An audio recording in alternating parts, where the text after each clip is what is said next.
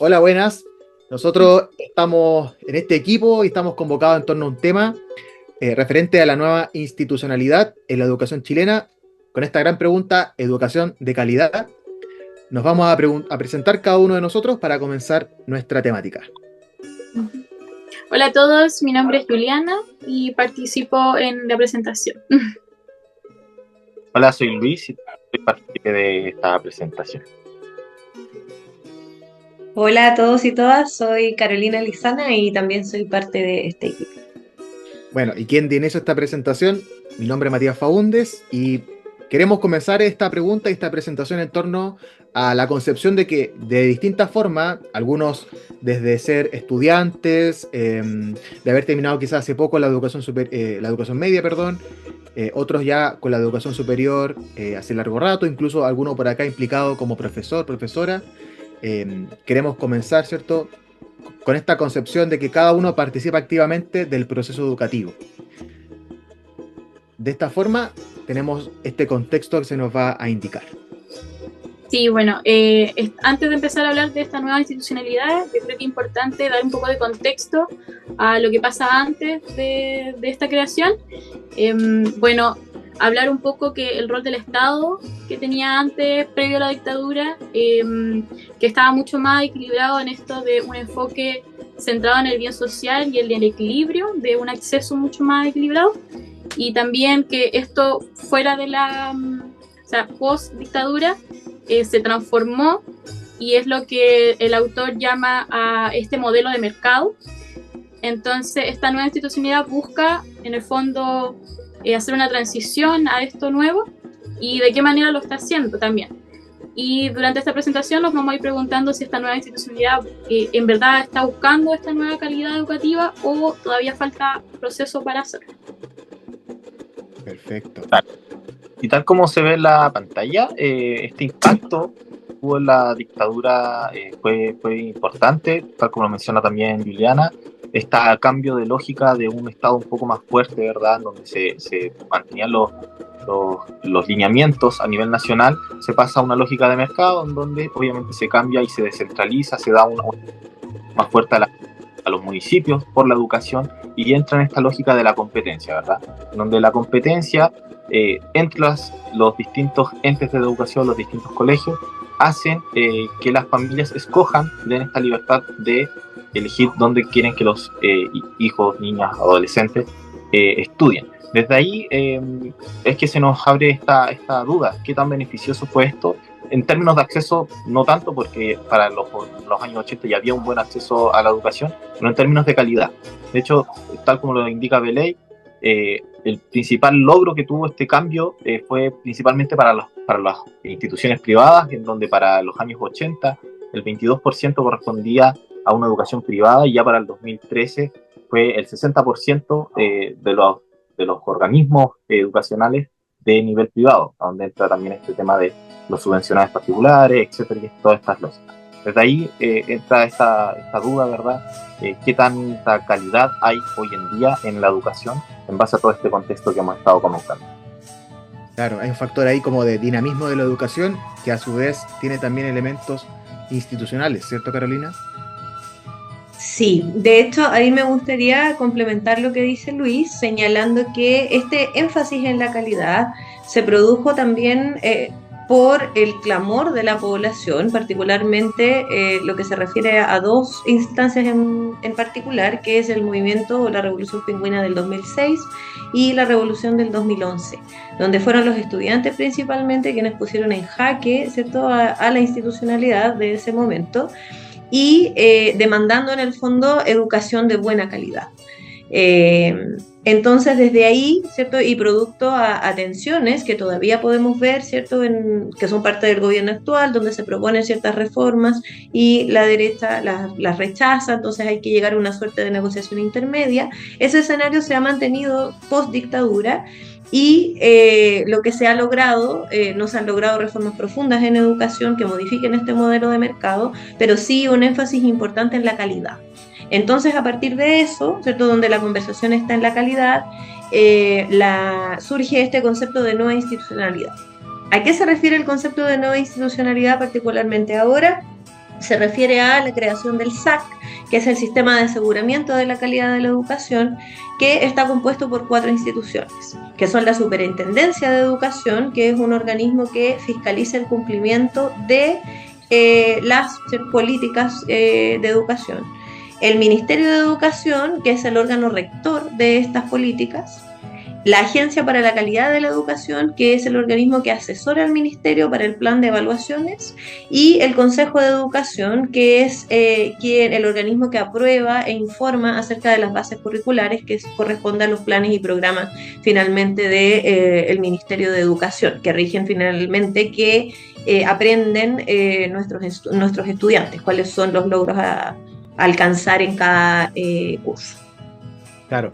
Y a propósito de ese aseguramiento de calidad, algunos también harían referencia a que la calidad se manifiesta en los resultados. Entonces, también hay algo que decir. Exactamente, sí. Eso es muy importante señalar porque, disculpa, solo para vincular esa idea, a raíz en el fondo de esta búsqueda de la calidad, Chile ha participado en distintas instancias de medición, tanto internacionales como nacionales, que son las que va a comentar Luis. Sí, respecto como de algunos resultados, y como para ir haciendo un barrido desde un poquito, hace unos casi 9 años atrás, con la prueba del TIMSS, ¿verdad? Que es la que busca particularmente los chicos de cuarto básico, este aspecto más matemático, más científico, ¿verdad? Se obtuvieron resultados para esas fechas del 2015 con un promedio de 459 puntos, lo que era significantemente menor al promedio de la escala de ese año a nivel internacional, ¿verdad? Donde participaron casi 50 países. Y les encontraba inferior al promedio. Entonces ya ahí se podía establecer una marca, ¿verdad?, que demostraba cómo era la calidad. Si uno lo quiere llevar después un poco más a la actualidad, por la prueba PISA para el año 2022, también se encuentran resultados muy parecidos a los resultados de la prueba PISA del año o de los años anteriores, en donde no se demuestra ningún tipo de avance significativo respecto de los resultados, lo que podríamos decir que también hay un tipo de estancamiento, ¿verdad?, a nivel educacional acá en Chile. También, en el CIMSE refleja algo similar a nivel nacional, que si bien ha disminuido la brecha entre género, no se han visto cambios significativos. De hecho, también la brecha socioeconómica sigue siendo igual de significativa todos los años. Claro. Y luego también hay otros elementos que se van a agregar a la institucionalidad, ¿cierto, Carolina? Exacto, sí. Ahí también, para cerrar esa idea, quisiera comentar que en general, como decía Juliana, hay diversas conclusiones. Esta reducción en la brecha de género es esperanzadora, por ejemplo, pero todas estas evaluaciones mantienen hitos importantes. En primer lugar, incluso los estudiantes que pertenecen a grupos socioeconómicos más acomodados están por debajo de los países de la OCDE, el promedio de OCDE. Además, se enfatiza que la gran diferencia tiene que ver con el estrato socioeconómico de nuestros estudiantes. Esos dos puntos me parecen muy relevantes, pues nos muestran que los resultados se mantienen. Además, estas PISA y TIMSS insisten en mencionar que Chile está por bajo del promedio OCDE, pero es el mejor país de Latinoamérica, reporta los mejores resultados. Pero podemos ver que al final la temática no cambia, ¿no? La gran diferencia sigue estando en el estrato socioeconómico al que pertenecen los estudiantes. Parece estar vinculado fuertemente al aprendizaje que logran. Carolina, ¿y ahí qué podrías agregar respecto de la desmunicipalización y este nuevo sistema SLED? Sí, bueno, con respecto a eso, podemos comentar que es interesante, lo vemos como un avance con respecto a recuperar el rol del Estado en materia de educación pública. Recordemos que postdictadura la educación pública desaparece. Nos parece interesante en cuanto a eso, porque al estar vinculada la educación con la municipalidad, se dan muchas temáticas en cuanto a las limitaciones de la municipalidad para distribuir los recursos en cuanto a educación. Ahí se mezclan muchas cosas. Solo para dar un ejemplo, les comento que en cuanto a educación pública, por ejemplo, yo trabajaba en la Corporación Municipal de Valparaíso y nunca me pagaron las imposiciones, por ejemplo. El dinero era descontado, pero desviado hacia otras cosas, eso quiero decir. Entonces se crean los servicios locales de educación pública, pero hasta ahora no se tiene una respuesta muy clara porque se proyecta que eso va a terminar el 2025, ese proceso de establecimiento, pero ahora se han levantado distintas desventajas que tienen que ver particularmente con que es un servicio local de educación para muchas comunas. Entonces, por ejemplo, el de Valparaíso contempla incluso Juan Fernández, por ejemplo. ¿Cómo puede existir una vinculación estrecha con distancias tan largas? Pero claro, no, como este proceso terminará recién el próximo año, todavía no podemos concluir mayores detalles. Claro. Y respecto de este rol de la educación, ya que nos hemos cuestionado sobre la institucionalidad, ¿cierto?, el sistema que se va considerando, hay un rol de la educación en la sociedad, ciertamente. Ahí quizás Carolina, que estaba muy preocupada, como comentaba ella como profesora, quizás que nos podría ayudar a reflexionar para ir cerrando. Sí. Bueno, disculpen la distracción, tengo inconvenientes para ver la pantalla, pero les comento que sí, nos parece que, bueno, como podemos ver, al parecer estas modificaciones en cuanto a reformas de educación buscando la calidad, podemos ver que no dan muchos resultados, ¿cierto? Los resultados se mantienen, nos mantenemos por debajo de mediciones internacionales, la brecha socioeconómica sigue siendo la misma, no vemos mejoras en ese sentido. Entonces, parece ser que es importante preguntarnos qué entendemos por educación, un poco para resolver y destrabar, ¿cierto?, ese nudo de tensiones políticas que existen. Me parece que sería interesante proponer un debate más profundo.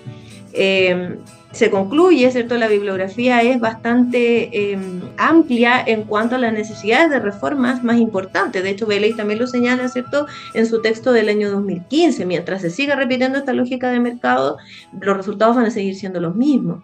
Ahí entonces nos podemos preguntar cuál es el rol de la educación en la sociedad, qué queremos potenciar, qué es lo que buscamos, que nuestros estudiantes actúen en sociedad, que nuestros estudiantes trabajen, que nuestros estudiantes desarrollen sus potencialidades. Hay distintas visiones de educación y eso no es inocuo. Finalmente el modelo que impera también tiene una ideología subyacente.